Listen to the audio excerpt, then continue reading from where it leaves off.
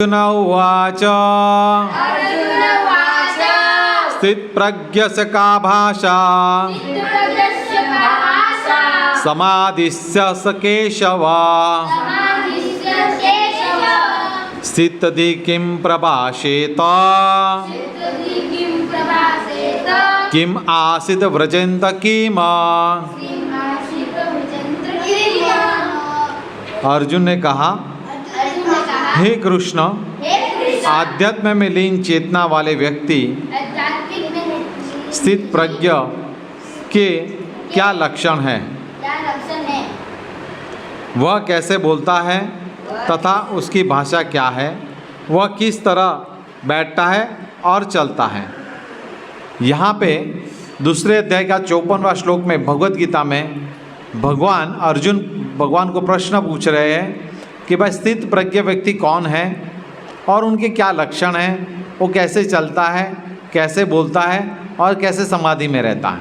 ठीक है, कितने बताए अर्जुन ने जो प्रश्न पूछा कि कितने लक्षण बताए भगवान ने?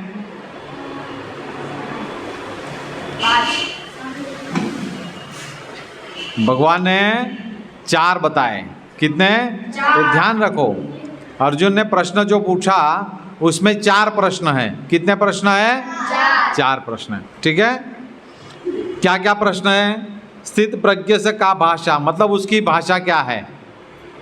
ठीक है, उसके बाद क्या? समाधिस्थ केशव, मतलब समाधिस्थ केशव मतलब वो समाधि में कैसे रहता है। उसके बाद क्या बात? स्थित धि किम प्रभाषेत, ठीक है, वो कैसे बोलता है, कैसे चलता है।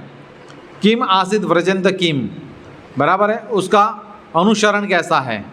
जिस तरह से हम भौतिक जगत में एक उदाहरण लेते हैं कि भाई हमारा क्लास का मॉनिटर कैसे रहता है, होशियार जो लोग हैं वो कैसे रहते हैं, डिसिप्लिन में रहते हैं। लेकिन हम यहाँ पे कैसे हैं? Without discipline. क्यों भाई? पढ़े तो भी ठीक है, नहीं पढ़े तो भी ठीक है। ऐसा नहीं होना चाहिए। हम यहाँ पे ज्ञान लेना आते हैं। हम यहाँ पे क्या लेने आते हैं? अगर हम ज्ञान नहीं लेंगे तो प्रजल्प की बातें लेके जाएंगे। तो व्यक्ति को यहाँ पे ज्ञान लेने आए तो हमें ज्ञान लेना चाहिए, समझना चाहिए कि गुरुजी हमें क्या बता रहे हैं, हम क्या कर रहे हैं और इसका हमें क्या रिजल्ट मिलेगा। हम पढ़ाई करने आते हैं, ये आध्यात्मिक की पढ़ाई है। जो भी व्यक्ति इसको अच्छी तरह से पढ़ेगा, 100% मैं बोल रहा हूँ, उसका रिजल्ट बहुत अच्छा आएगा। क्यों? क्योंकि ये योग पद्धति है, भक्ति योग है। जो समझेगा वो समझेगा, जो नहीं समझेगा वो निष्कुष्ट हो जाएगा। इसलिए भक्ति योग कहीं पे भी, कोई भी स्कूल में, कॉलेज में नहीं पढ़ाया जाता है। भक्ति योग कहाँ पढ़ाया जाता है? कृष्ण भावनामृत में। ये भी प्रभुपाद की कृपा है कि यहाँ पे हमें भक्ति योग पढ़ने को मिल रहा है, तो हमें ध्यान देना चाहिए। क्यों ध्यान देना चाहिए? क्योंकि यही उम्र है भक्ति योग करने की। अगर बहुत बड़ी एज हो जाएगी, आपको श्लोक कंठस्थ करने को बोलेंगे तो नहीं कर पाएंगे आप। अभी आप 1 नहीं 10 श्लोक कंठस्थ कर सकते हो, लेकिन उम्र होने के बाद आप एक भी श्लोक कंठस्थ करना आपके लिए मुश्किल है। ठीक है, तभी हम तात्पर्य पढ़ेंगे। भक्तिवेदांत श्रील प्रभुपाद के द्वारा तात्पर्य है, जिस प्रकार प्रत्येक व्यक्ति के उसकी विशिष्ट स्थिति के अनुसार कुछ लक्षण होते हैं, उसी प्रकार कृष्ण भावना भावित पुरुष का भी विशिष्ट स्वभाव होता है। यथा उसका बोलना, चलना, सोचना आदि। यहाँ पे प्रभुपाद जी क्या बता रहे हैं कि भाई स्थित प्रज्ञ व्यक्ति कौन है? कि जिसका बोलना साइलेंट होता है, मतलब मृदु आवाज़ में बोलता है वो। कौन सी आवाज़ में? मृदु आवाज़ में। और उसका चलना, उसके बाद चलना मतलब हम जो भौतिक जगत का चलते वो नहीं, उसका आचरण कैसा है। ठीक है, तो इसके लक्षण यहाँ पे प्रभुपाद जी ने बताए हैं। तो भाई स्थित प्रज्ञ व्यक्ति, अर्जुन ने प्रश्न पूछा कि भाई भगवान स्थित प्रज्ञ व्यक्ति कौन है, उसके क्या आचरण है, कैसे बोलता है, कैसे रहता है और कैसे चलता है। 4 प्रश्न थे। एक जो प्रश्न है वो क्या था कि भाई स्थित प्रज्ञ व्यक्ति कौन है, बराबर है। तो उसके फिर उसी से रिलेटेड और 3 प्रश्न भी हैं। ठीक है, यहाँ पे कितने प्रश्न पूछे ओम? अर्जुन ने भगवान को 4 प्रश्न। कितने प्रश्न पूछे बेटा? 4। हाँ, ठीक है। जिस प्रकार धनी पुरुष के कुछ लक्षण होते हैं जिनमें वह धनवान जाना जाता है, जिस तरह रोगी अपने रोगों के लक्षण रुग्ण जाना जाता है या विद्वान अपने गुणों से विद्वान जाना जाता है, उसी तरह कृष्ण की दिव्य चेतना से युक्त व्यक्ति अपने विशिष्ट लक्षणों से जाना जाता है। यहाँ पे प्रभुपाद जी क्या बताना चाहते हैं कि अगर धनवान व्यक्ति है तो हम उसको कैसे पहचानेंगे? धनवान व्यक्ति को हम कैसे पहचानेंगे? ओम दिशान, धनवान व्यक्ति को हम कैसे पहचानेंगे? हाँ वर्षा, हम धनवान व्यक्ति को कैसे पहचानेंगे? हाँ देखो, धनवान व्यक्ति, हर धनवान व्यक्ति घमंडी होगा जरूरी नहीं है। धनवान व्यक्ति के आचरण से ही, कपड़े से, पहरवेश से, उसके चेहरे से ही हमें पता चल जाएगा। उसका आचरण ही हमें बताएगा कि ये धनवान व्यक्ति है। धनवान मतलब ऐसा नहीं है कि वो भौतिक दृष्टि से पैसा जिसके पास है वो धनवान है। आध्यात्मिक में भी कोई धनवान हो सकता है, बुद्धि से भी कोई धनवान हो सकता है, और धन संपत्ति से भी कोई धनवान हो सकता है। ठीक है, तो यहाँ पे प्रभुपाद जी ने अपने तात्पर्य में लिखा है कि जिस तरह से डिसिप्लिन व्यक्ति, हरे कृष्णा, डिसिप्लिन व्यक्ति, कृष्णा, डिसिप्लिन व्यक्ति जो है वो कैसा रहता है? क्लास में कभी धमाल नहीं करेगा, अच्छे से आएगा, क्लास सुनेगा, उत्तर देगा, होमवर्क करेगा और फिर चला जाएगा। ये कौन करता है? डिसिप्लिन व्यक्ति। तो हमें यहाँ पे पहली चीज़ क्या सिखाया जाता है कि हमें डिसिप्लिन में रहना, लेकिन हम किस में हैं? अनडिसिप्लिन में। क्यों ऐसा है? क्योंकि हमने हमारा जीवन का जो मोटू है, जीवन का जो उद्देश्य है, उसको इस तरफ न लगा के कहीं और लगा दिया है। बराबर है? हम अगर हमारा जीवन का उद्देश्य इस तरफ लगाएंगे तो सब कुछ डिसिप्लिन में चलेगा। हम हमारे जीवन का उद्देश्य कहीं और लगाएंगे तो अनडिसिप्लिन हो जाएंगे। तो हमें हमारे जीवन का जो उद्देश्य है वो क्या करना चाहिए? सही ढंग से सही जगह पे लगाना चाहिए। क्यों लगाना चाहिए? हमारा उद्देश्य साफ क्यों होना चाहिए? क्योंकि यही उम्र है हमें मार्ग पे चलने की। कौन से मार्ग पे? आध्यात्म के मार्ग पे। अगर हम ये उम्र में भी अगर आध्यात्म के मार्ग में व्यवस्थित नहीं चलते हैं, उपदेशों का पालन नहीं करते हैं, गुरु जी की बात नहीं मानते हैं, तो अभी कुछ नहीं फ़र्क पड़ने वाला, लेकिन आते हुए दिन में हमें बहुत बड़ा फ़र्क जान पड़ेगा। क्यों? भौतिक जगत में तुम जब जाओगे, बच्चे बोलेंगे भाई आप तो भगवद गीता सीखी है, लेकिन आपके तो कोई ठिकाना नहीं निकला है मुझे। समझे? तो हमें डिसिप्लिन में रहना है।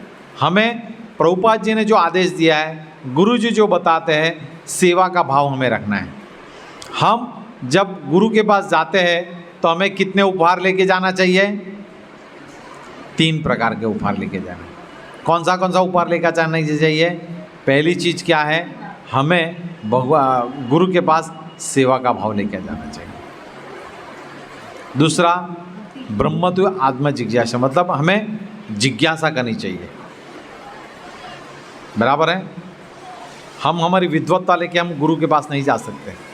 हम भगवान के पास सेवा का भाव लेके जा सकते हैं, गुरु के पास सेवा का भाव लेके जा सकते हैं, गुरु के पास आत्मसमृद्धि की व्यवस्था लेके जाते हैं। तो हमें अगर गुरु के पास जाना है तो हमें सेवा के भाव से जाना चाहिए और जिज्ञासा के भाव से जाना चाहिए। क्यों जिज्ञासा के भाव से जाना चाहिए?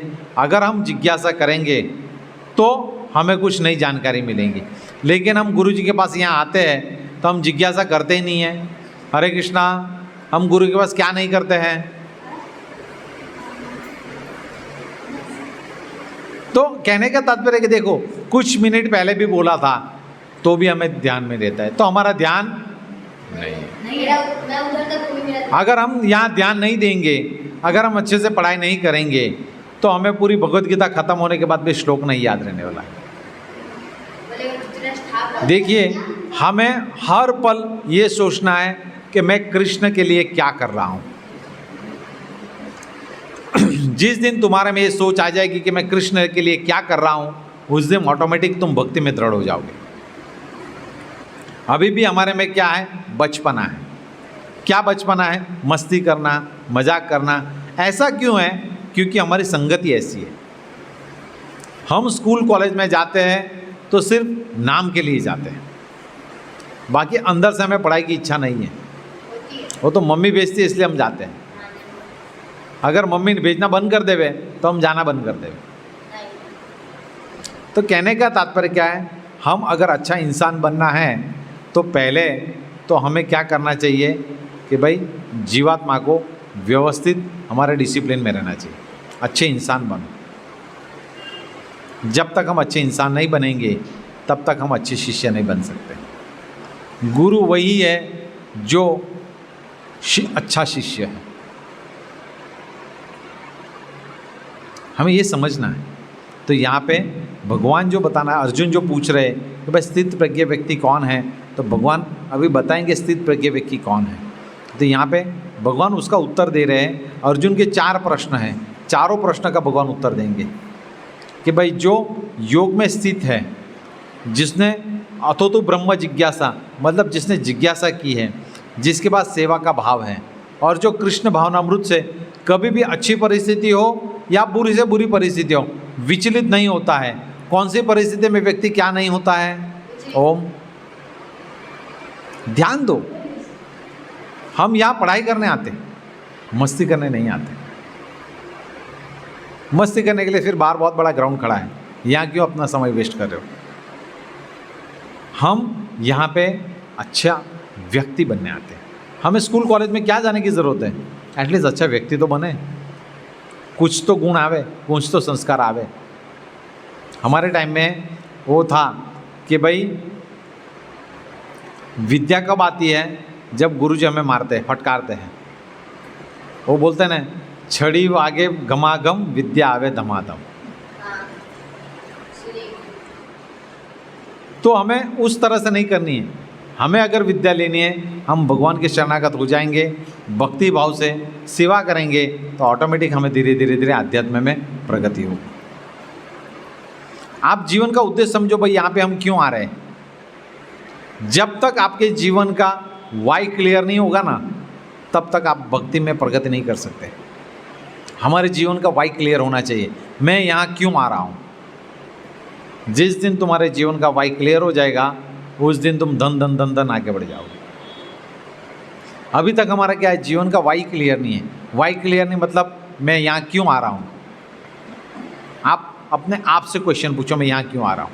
मस्ती करने आ रहा हूँ, पढ़ाई करने आ रहा हूँ, या अध्यात्म का ज्ञान लेने आ रहा हूँ? और सबसे महत्व की बात है, जीवन में कहीं भी कितनी भी पढ़ाई करो आप, अगर अच्छा व्यक्ति नहीं है, वो पढ़ाई कुछ भी काम की नहीं है, कुछ भी काम की नहीं है। अगर हमें अच्छा व्यक्ति बनना है, अच्छा विद्यार्थी बनना है, तो हमें शिस्त में रहना होगा। अगर हम शिस्त में रहेंगे तो हम अच्छा व्यक्ति बनेंगे। हम शिस्त में नहीं रहेंगे तो अच्छा व्यक्ति नहीं बन सकते, फिर हमें अच्छी नौकरी भी नहीं मिलेगी। कल ही मैं एक आर्टिकल पढ़ रहा था, उसमें पूछा गया था कि भाई सबसे ज़्यादा शुगर केन मतलब गन्ना कहाँ पे होता है? सबसे ज़्यादा शुगर केन कहाँ पे होता है इंडिया में? कौन से राज्य में होता है?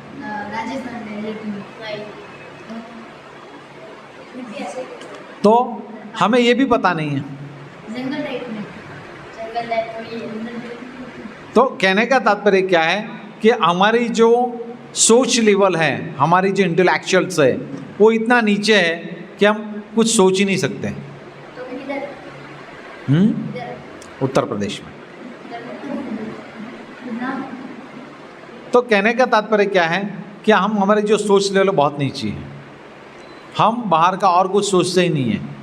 ना ही हमारा पढ़ाई में मन है, ना ही हमारा अध्यात्म में मन है, ना ही हमारा खेलकूद में मन है। तो आप अपने आप को प्रश्न पूछो कि हमारा मन कहाँ पे है? ना पढ़ाई में है, ना खेलकूद में है, ना आध्यात्मिक में है। खेलकूद में है। खेल कूद में है तो कौन से लेवल पे आप खेल के आए हो? कोई डिस्ट्रिक्ट लेवल पे खेल के आए हो आप? जिला लेवल पे गए हो या राज्य लेवल पे गए हो? लेके नहीं जाते। स्कूल लेवल पे गए हो? हाँ, स्कूल लेवल पे गए। क्या खेले हो? वो क्या देखो, खेले हैं, गेम का नाम नहीं पता। फुटबॉल, हाँ क्रिकेट, तो क्रिकेट, तो ये हमारी खो-खो। ये हमारी क्या है? विडंबना है। हम बोलने को बहुत उस्ताद हैं कि हम ये कर लेंगे, वो कर लेंगे, लेकिन वास्तविकता में ज़ीरो। हाँ, हम स्पोर्ट डे में भी जाएंगे। हाँ? हाँ, इजी है, ज़्यादा तो आती है। तो हमें ये समझना है। तो यहाँ पे भी भगवान क्या बताना चाहते हैं, आगे हम पढ़ेंगे।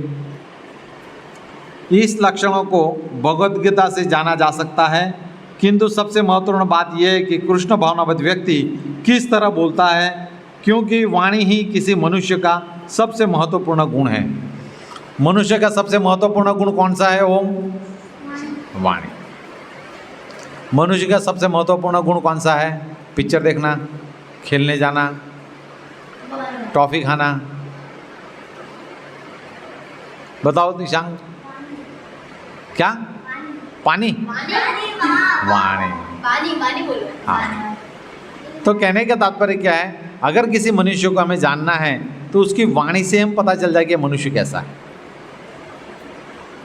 समझे? तो कहने का तात्पर्य यहाँ पे प्रभुपाद जी क्या बता रहे अपने अनुवाद में, कि व्यक्ति वही अच्छा है जिसकी वाणी में मधुरता हो। अगर वाणी में मधुरता नहीं है तो व्यक्ति कुछ भी काम का नहीं है, चाहे कितना भी विद्वान क्यों ना हो। जिस तरह से कोई टीचर हमारे भौतिक जगत में हमें बहुत मारता है तो हम क्या बोलेंगे? नहीं नहीं, ये तो सर बहुत खड़ूस है, बोलते हैं ना? क्यों बोलते हैं ऐसा? मारते। तो ये हमारे में इमेज है, और वो क्यों मारते हैं वो हम नहीं प्रश्न देंगे। हम मस्ती करते हैं वो हम नहीं बताएंगे, हम ध्यान नहीं देते हैं हम नहीं बताएंगे। वैसे कान खींच के खड़ा कर देंगे तो हम डरते हैं, और वो जैसे ही एंट्री पढ़ेंगे, क्लास में आएंगे, तुरंत ही हम शांत हो जाएंगे। क्यों? क्यों ऐसा होता है? कि हमारे मन में डर का, हरे कृष्णा, हमारे मन में क्या है? हाँ, ठीक है। तो यहाँ पे बताते हैं प्रभुपाद जी क्या बताते हैं, आगे पढ़ते हैं। कहा जाता है कि मूर्ख का पता तब तक नहीं लगता जब तक वो बोलता नहीं। एक बने उन्हें मूर्ख को तब तक नहीं पहचाना जा सकता जब तक वो बोले नहीं, किंतु बोलते ही उसका यथार्थ रूप प्रकट हो जाता है। कृष्ण भावनावाद व्यक्ति का सर्व प्रमुख लक्षण यह है कि वह केवल कृष्ण तथा उनके संबंध विषयों के बारे में बोलता है। देखिए यहाँ पे क्या बताया है कि मूर्ख व्यक्ति कौन है, कि कौन है? जैसे ही वो वाणी बाहर पड़ेगा वैसे पता जाएगा। हमें श्लोक कंठस्थ है, लेकिन ये श्लोक में भगवान क्या बोलना चाहते हैं तो शायद एक या दो व्यक्ति बोल सकेंगे। क्यों ऐसा? गुरुजी ने तो सबको सिखाया है, लेकिन हमने ग्रहण नहीं किया है। क्यों? जिस तरह से एक भरा हुआ पानी का ग्लास होता है, उसमें ऑलरेडी पानी रहता है, ठीक है, और बोलेंगे भाई और दो, तो पानी कहाँ जाएगा? ग्लास के बाहर। जब तक हम हमारी दुर्गुण नहीं छोड़ेंगे तब तक आध्यात्मिक गुण हमारे में नहीं आएंगे। तो हमें ग्लास जिस तरह से खाली होगा तो पानी भर सकते हैं, उसी तरह से हम हमारा आचरण बदलेंगे तो ऑटोमेटिक आध्यात्मिक ज्ञान हमारे इसमें जाएगा। अभी हमारे में आध्यात्मिक ज्ञान क्यों नहीं जा रहा है? क्योंकि हम हमारी आदतें छोड़ना नहीं चाहते। हम चाहते तो है कि हमें श्लोक आना चाहिए, लेकिन हमारा प्रयास क्या है? ज़ीरो। हम प्रयास करना ही नहीं चाहते। क्यों प्रयास नहीं करना चाहते हैं? इसलिए प्रयास नहीं करना चाहते हैं कि भाई हम जो है मुझे तो सब कुछ आता है, मुझे पढ़ना ही नहीं है, मुझे ये करना नहीं है। सिर्फ हम किसकी बात सुनते हैं? मनमौजी हमारी बात चलती है।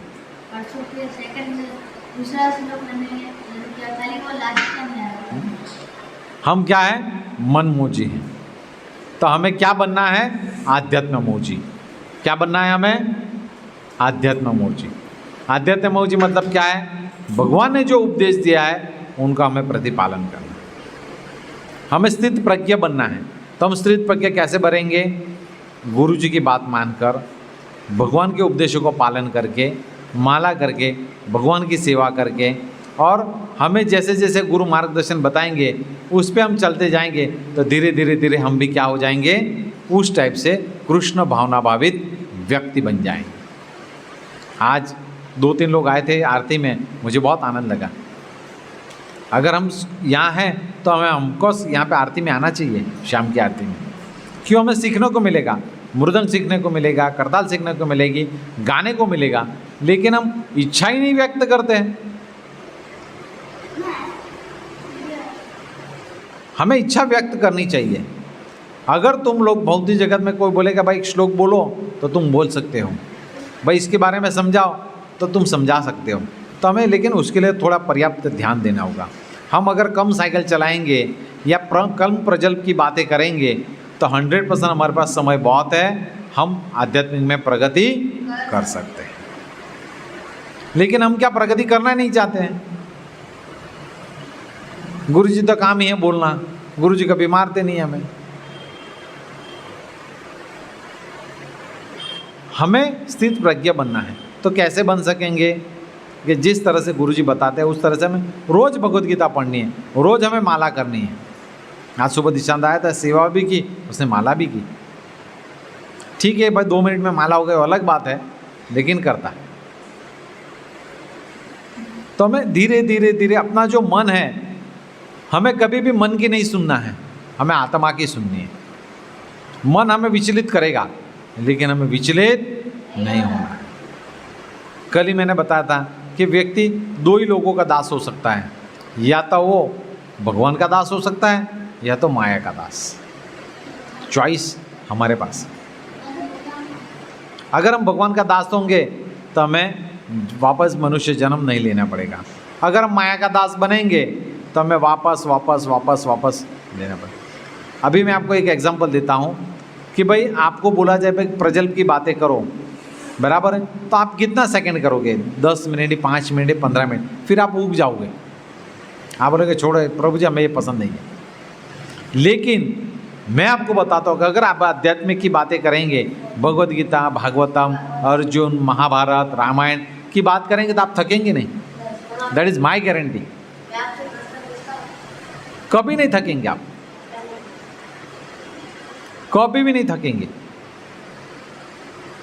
आप महामंत्र करो, 16 माला करो, 64 माला करो, आप कभी भी नहीं थकेंगे। और जब जब आप महाभारत पढ़ोगे या भगवद गीता पढ़ोगे तो हर बार आपको नई चीज़ जानने को मिलेगी। हमें हमारा जीवन का घड़तर ऐसे करना चाहिए कि रोज़ हमें एटलीस्ट नहीं तो 15 मिनट हमें भगवद गीता का एक श्लोक तो पढ़ना ही चाहिए। पढ़ना चाहिए, बोलने का प्रयास करना चाहिए। प्रयास करने के बाद वो शब्द जो है उसको समझना चाहिए, उसके बाद अनुवाद पढ़ना चाहिए और उसके बाद तात्पर्य पढ़ना चाहिए। अगर हम ऐसी हैबिट डालेंगे तो हम धीरे धीरे धीरे धीरे भगवद गीता के अच्छे स्टूडेंट बन सकते हैं। लेकिन हम आदत डालते ही नहीं हैं। हमको प्रजल्प की बातें करनी है, साइकिल घुमानी है, मोहल्ले में घूमना है, प्रजल्प की बातें करनी है, वहाँ पे कोई तुरंत बुलाने आएगा तुरंत दौड़ के चले जाएंगे। टाइम नहीं मिलता वो अलग विषय है, हमें टाइम मैनेजमेंट करना चाहिए। अगर हम टाइम मैनेजमेंट करेंगे तो ऑटोमेटिक निकलेगा, 15 मिनट आराम से निकल सकते हैं भगवद गीता पढ़ने के लिए। आप घर पे भी पढ़ सकते हो, कहीं पे भी पढ़ सकते हो। तुम्हारा रिसेस टाइम है, कभी भी, ऐसा कोई नियम नहीं है। कभी भी सोने से पहले भी 15 मिनट पहले पढ़ सकते हो, कभी भी पढ़ सकते हो। टाइम मैनेजमेंट अगर हम करेंगे तो होगा, अगर हम छोड़ेंगे तो नहीं। ये सब चीज़ें हमें ध्यान रखनी है। तो कृष्ण भावना भावित, यहाँ पे प्रभुपाद जी बता रहे हैं कि अगर कोई कृष्ण भावना भावित व्यक्ति बनता है तो धीरे धीरे धीरे उसमें स्थित प्रज्ञ के गुण जो है ऑटोमेटिक आ जाते हैं। ओम कौन से गुण आ जाते हैं उसमें? हाँ, किस में आ जाते हैं?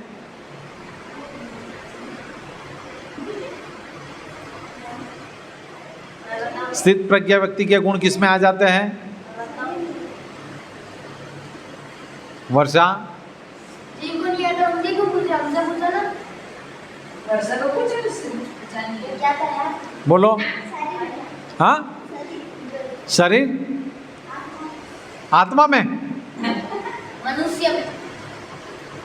देखिए, कृष्ण भावनाभावित होंगे तो धीरे धीरे वो गुण हमारे में आ ही जाते हैं।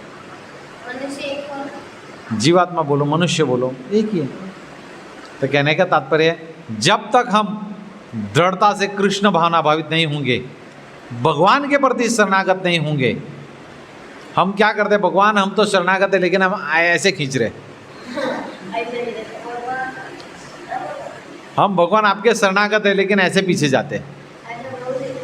हमें संपूर्ण जाना चाहिए, भगवान के प्रति 100% हमें शरणागति करनी है, लेकिन हमारी शरणागति 50-50 है। ऐसे नहीं हो सकते। ऐसे ही हम भगवान को शरीर से शरणागति करने को तैयार है लेकिन मन से करने को तैयार नहीं है। शरीर से हम शरणागत होने को तैयार है लेकिन मन से हम शरणागत होने को तैयार नहीं है। क्यों नहीं है? क्योंकि हमारा मन इतना चंचल है, कभी इधर घुमाता है कभी उधर घुमाता है और हम घूमते रहते हैं। तो हमें ये ध्यान रखना है। आगे प्रभुपाद जी क्या बता रहे हैं वो हम पढ़ते हैं। कृष्ण भावनावित व्यक्ति का सर्वप्रमुख लक्षण ये है कि वह केवल कृष्ण तथा उन्हीं संबंधित विषयों के बारे में बोलता है, फिर तो अन्य लक्षण स्वतः प्रकट हो जाते हैं जिनका उल्लेख आगे किया गया है। अभी अर्जुन ने यहाँ पे क्या प्रश्न पूछा था कि भाई स्थित प्रज्ञ व्यक्ति कौन है? अभी मुझे बताओ, हम भागवत में चलते हैं, प्रहलाद महाराज कौन से गुरुकुल में गए, ध्रुव महाराज कौन से गुरुकुल में गए, लेकिन जैसे ही उन्होंने एक ठान लिया कि मुझे भक्त बनना है तो उन्होंने घोर तपस्या की। घोर तपस्या की, उनको नारद मुनि जैसे गुरु मिले और उनकी जीवन का उद्धार हुआ। और वही परंपरा में हम सब लोग आ रहे हैं। हम सब जो लोग हैं वही परंपरा में आ रहे हैं, ब्रह्म गौड़ीय परंपरा। जो परंपरा में अधिष्ठा कौन है? ब्रह्मदेव। कौन है अधिष्ठा? ब्रह्मदेव। जिनसे ब्रह्मदेव से ये जो परंपरा चली आ रही है वो परंपरा में हम हैं। फिर भी हमारा जीवन का उद्देश्य प्रकट नहीं होता है कि हमें क्या करना है। बोलो बेटा। भगवान श्री कृष्ण और अर्जुन ने बहुत सारे युद्ध किए, खाली एक ही किया। बहुत सारे युद्ध किए, खाली एक ही किया। भगवान और अर्जुन का कभी युद्ध नहीं हुआ। पहली चीज, साथ में बोल रहा है, साथ दोनों ने साथ में खाली एक ही युद्ध किया तो बहुत सारे युद्ध नहीं बोल सकते बेटा।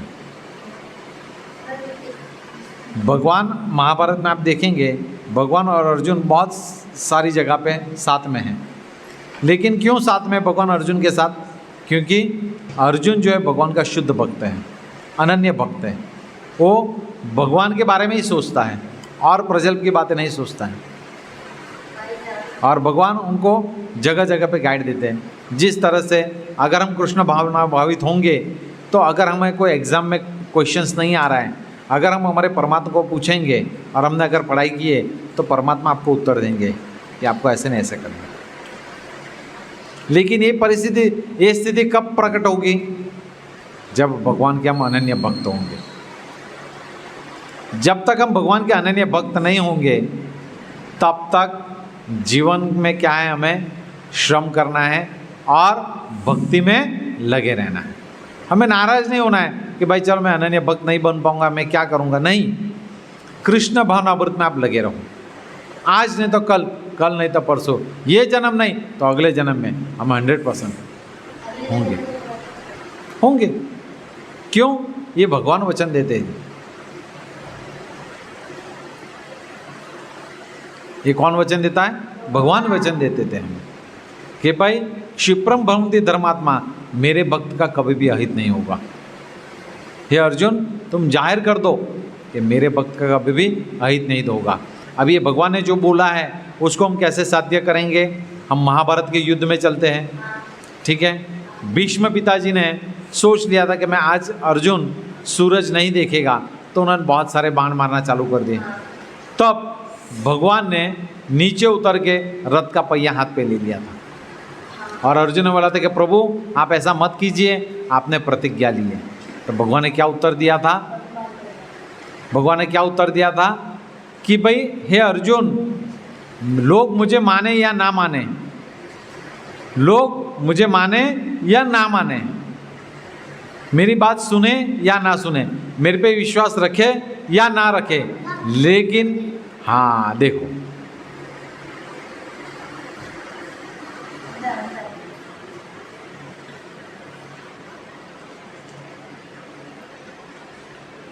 ठीक है कि भगवान क्या बताना चाहते हैं कि लोग मेरे पे विश्वास रखे या ना रखे, लेकिन मेरा भक्त का कभी भी अहित मैं नहीं होने दूंगा, कभी भी अहित नहीं होने देते भगवान, और उनके भक्त को एन कैन प्रकार संभाल लेते हैं। तो उसी तरह से भगवान ने 15 अध्याय में भी बोला है, मामे वंश जीवलोको जीवभूत सनातन मनष्ठानि इंद्रियाणि प्रकृति करिष्यति, कि भाई जितने भी जीवात्मा है वो मेरे अंश है। ठीक है कि भगवान के विद्रोह के कारण उन्होंने भौतिक जगत में आए हैं, लेकिन वो भौतिक जगत से वापस मेरे धाम आ जाएंगे। कब आएंगे? जब वो मेरा नाम लेंगे, जब मेरी आज्ञाओं का पालन करेंगे, गुरु के मार्गदर्शन में रहेंगे, तो मेरे धाम आएंगे। अगर नहीं रहेंगे तो पुनरपि जन्म पुनरपि मरणम, पुनरपि जन्म पुनरपि मरणम। इस तरह से वो जन्म जन्म जन्मांतर वो उसी में धकेले जाएंगे। लेकिन भक्त रहेगा तो वहीं पे वो जो यात्रा है, जीवात्मा की यात्रा, वहीं स्टॉप हो जाती है और सीधा भगवान के धाम चले जाता है। ठीक है। हरे कृष्णा कृष्णा कृष्णा हरे हरे, हरे राम राम राम हरे हरे, हरे कृष्णा।